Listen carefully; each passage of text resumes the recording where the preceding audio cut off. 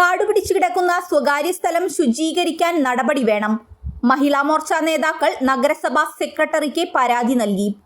വടക്കാഞ്ചേരി മുനിസിപ്പാലിറ്റിയിലെ 11-ാം ഡിവിഷൻ പഴയ ചാരായ ഗോഡൌൺ നിന്നിരുന്ന സ്വകാര്യ വ്യക്തിയുടെ ഉടമസ്ഥതയിലുള്ള സ്ഥലം വർഷങ്ങളായി വൃത്തിയാക്കാതെ കാടുപിടിച്ചു കിടക്കുന്നത് പ്രദേശവാസികൾക്ക് കടുത്ത ആശങ്ക സൃഷ്ടിക്കുന്നതായി മഹിളാ മോർച്ച ഭാരവാഹികൾ ആരോപിച്ചു.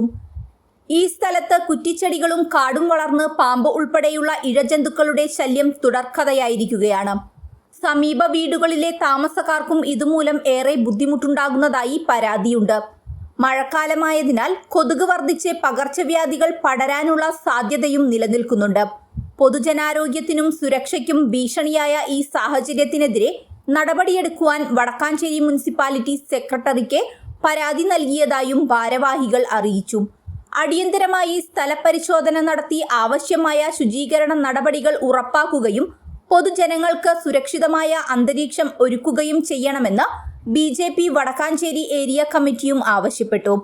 മഹിളാ മോർച്ച ജില്ലാ secretary Gopika Manoj, Vadakkanchery area president Reena Santhosh, Vadakkanchery മണ്ഡലം സെക്രട്ടറി അരുൺ ദാസ്, മല്ലിക സുബ്രഹ്മണ്യൻ, മുനിസിപ്പാലിറ്റി കൗൺസിലർമാരായ കൃഷ്ണനുണ്ണി, ശ്രുതി സതീഷ് എന്നിവരും പങ്കെടുത്തു.